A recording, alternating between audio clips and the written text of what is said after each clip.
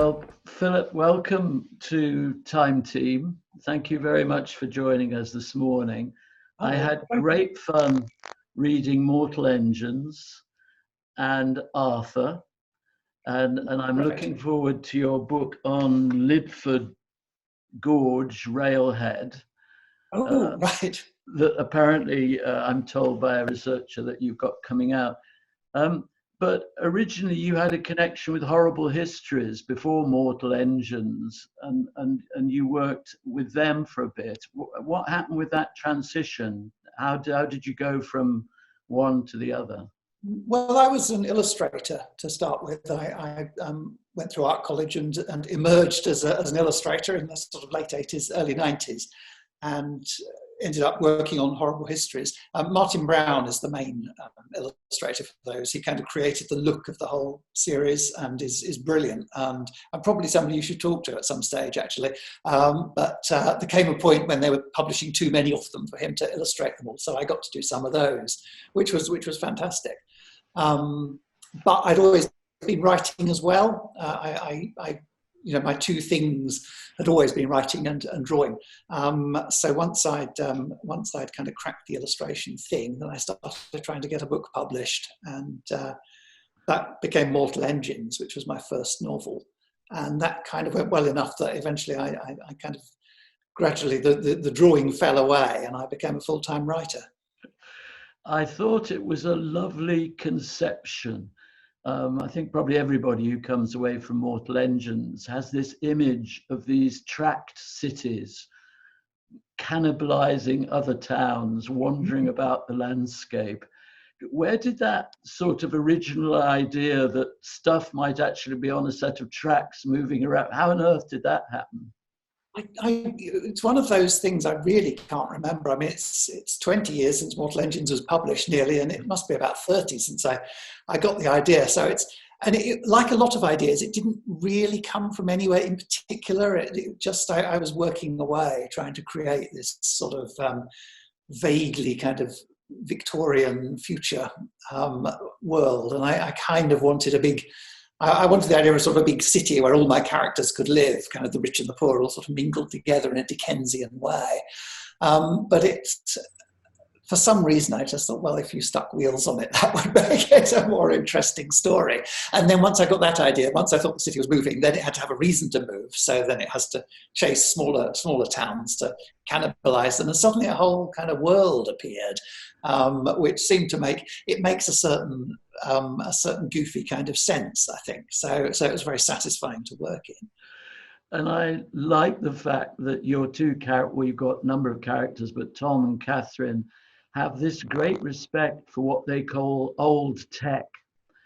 And the idea that people in the future might regard some of our stuff. I remember when you talked about the Museum of Old Tech, you had the strange picture of a tumble dryer that had arrived in old tech. And Catherine was rather delighted by CDs, didn't really know how they used to work. Yes. Nobody, it's a world. It's an unknown number of centuries in the future. It's the far, far future, and our civilization has been destroyed and replaced with this sort of rather ramshackle new one. And so archaeologists and historians are terribly important people, because the archaeologists go out and dig up bits and pieces of our world, and the historians are trying to interpret them and hand them over to engineers who then get them working again, possibly. So yes, it's kind of, I didn't invent this. This is quite a kind of tried and trusted thing from science fiction, really. This idea that people in the future will dig up stuff from our age and go, what was this? But of course, because Mortal Engines is 20 years old now, it is itself kind of becoming out of date, because they're not finding things like iPods and mobile phones, which must be around in huge numbers, really. But they don't find them, because, of course, those hadn't really become apparent when I was writing it. We once did a program at Winterbourne Gunner with an Anglo-Saxon burial, and we discovered this burial, and we decided as part of the program to put Tony in a burial and put with him all the necessary things of his life, and imagine what archaeologists in the future. And I remember even then he had this phone the size of a sort of brick, that was the mobile phone and various bits. And Mick said, if you look to this material as an archaeologist, you'd probably say this guy was Japanese, because in that day, most of the stuff, and suddenly we've got all this stuff around us, and it was a strange idea that if you look around you archaeologically, it's got made in Japan or made in China nowadays, of course. Yes, yes, absolutely. Did you have you ever seen a time team? Yes, absolutely. I saw the first one. I thought, oh, that looks interesting. So I watched that, and I watched it, quite regularly. I guess at some point, sort of when my son was born and things, I kind of didn't have so much time to watch telly, so I sort of lost touch with it. But certainly through the early years of it, yeah, I was a regular viewer. It was very good Sunday night telly. What was your impression of it? I don't have much knowledge of archaeology. I assume that things are, I think you assume that when things are done for a television program, they are sped up and sort of tension is injected into it and things like that, that you're not seeing, all the nitty gritty and the immense kind of patience that must be applied to an ordinary dig. So no, I think I took it as a sort of as a very neat way of getting archaeology onto cramming it into a sort of popular TV format, really, which I thought it did, very well. I like the idea, we discussed with one or two authors, the idea that if you had your own unit, your own archaeological unit, a scruffy bunch of scoundrels, perhaps resembling some of the people from Immortal Engines Grown Up, whose job it was to go around the country. And we asked people, if there was a place you could go to personally that you would love to have an archaeological unit and push them where you want, got them to find out the things you want.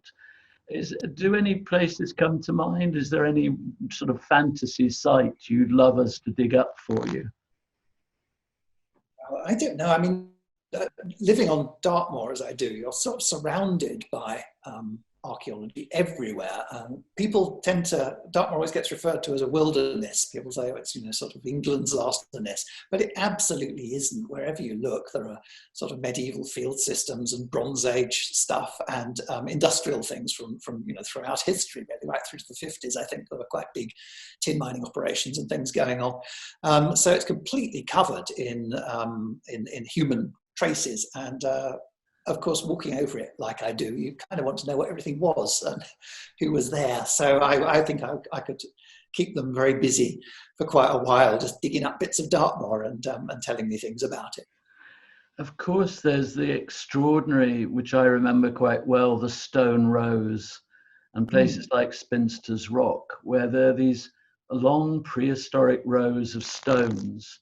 And I think archaeologically, we don't really know the purpose. And it's often felt there's some kind of ritual event happening here, that they were using these. And I think I know Scorrell quite well. Yes, Scorrell is, there's the Scorrell Stone Circle, which is very, very impressive megalithic circle up on the edge of the moor. And then from there, for a few miles, really, there are these stone rows that reach across of sort of, granite standing stones, sort of knee high, I guess, most of them.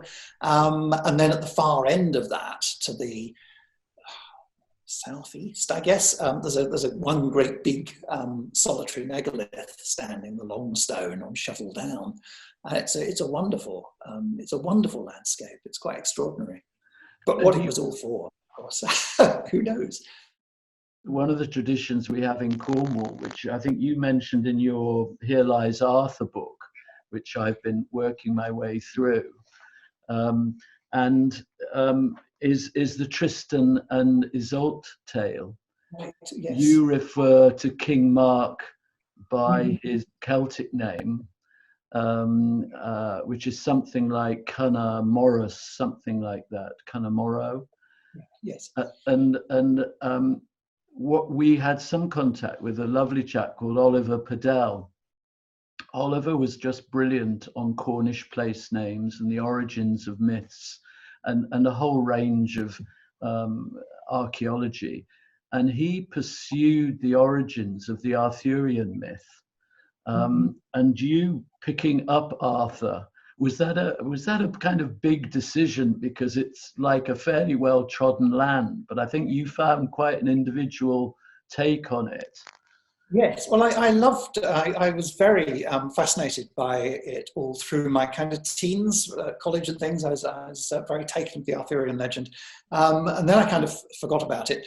And after Mortal Engines, having done this big book set in the future, I thought it would be good to do something set in the past for a change. And I got thinking about Arthur again, and I think I sort of found a way. I think I found a way into it that hadn't really quite been done before, because I've set it very much in a sort of a notional version of the Dark Ages of the kind of 5th century, when possibly that's when it might have started, and there might have been a real Arthur galloping around. But rather than making him a kind of great hero or king or war leader, I made him a gangster, and that was my way into it. He's a fairly unimpressive character. He's basically running a kind of protection racket, riding around to all these little post-Roman towns and going, oh, this is a nice little forum we got here. It'll be a pity if something happened to it.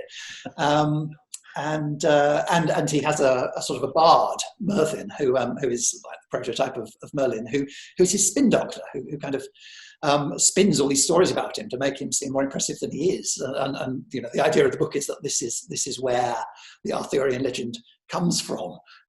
So it was quite fun to find ways of doing all the familiar Arthurian stories without having magic in them. You know, find some explanation for the sword rising out of the water and all these images that you kind of want in your Arthur story, but you can't have if you don't have magic. So that was really the kind of aim of it. Just occasionally we bump into sites that have got a sort of resonance of that backstory to them. We did a site with Francis Pryor where we had someone making bronze swords, and he said, I remember that he said, you know, we're taking the bronze from the earth to make the sword, and what I sense is that we should then offer it back to the lake, back to the water, and we had this afternoon all up to our hips in damp, boggy water, while this guy and Francis in the end wandered out into the lake and deposited the sword. And in archaeology, there's places like the Lynn Kerrig Bark Hoard up in Anglesey, where you've got a lake stuffed full of offerings. And you do, yes, when you go to them, you get that sense of mystery, that backstory to that depositing stuff. Yes, I mean, a lot of those stories you can kind of sense, even if you don't know the details, you can sense that there's something else behind them, that it's a memory, or a memory of, quite often, of sort of Celtic myths that have been sort of partially Christianized and fitted into the Arthurian legend. But even with the sword, not only does it return to the water, but when it's fought, they do not have a sort of a stone mould to pour the bronze into, I think. So it is a sword from the stone. I've seen footage of. It's a very nice observation. I've not heard anybody make the observation that it is a sword from the stone. Yeah. And does that sense of place and object, are there any other places you've been to in Britain where you felt some sense of the past being present and you thought, ooh, this would be an interesting place to look at further? Yeah, I mean, kind of everywhere, really. One of my favourite authors when I was growing up was Rosemary Sutcliffe, who wrote The Eagle of the Ninth and books like that. The Eagle of the Ninth is probably her best known, but she wrote one called Warrior Scarlet, set on the South Downs in the probably the beginning of the Bronze Age. And I remember reading that. I lived in Brighton as a child, so I kind of occasionally get up onto the South Downs, and I was very aware from her books, really, both the Roman ones and the earlier ones, of all the people who had been there before. And then you start looking at the hills and you see all the shapes of the old lanes and tracks and the hill forts and stuff. And I guess that's probably the case almost everywhere you go in Britain. It's a fairly small country, so it's been lived in quite a lot. So almost wherever you walk, it seems to me, you'll find something. So yeah, I spent a lot of time on the South Downs, and that had very much that sort of sense of kind of very aware of the presence of the past. I always have been, right back to being a child, always sort of imagining who was there before in the olden days. Have you ever been on an archaeological dig? Have you ever scraped the soil back and discovered anything? No, I haven't. I've actually got, I've got very little patience. I think one of the reasons I like writing is because you can create something quite quickly. It's not like painting a picture or something where it takes a lot of time and preparation. You can sit down with a pen and a piece of paper and kind of come out with something almost instantly. And I think that appeals to me. So yes, the idea of scraping the soil, the idea of finding things is very good, but the idea of looking for them doesn't quite, I don't think I would be very good at it. And one of the things that I think we are quite interested in is, where are you going next with your thoughts, your current ideas and projects, without giving anything away? What's your current obsession? Well, all the obsessions tend to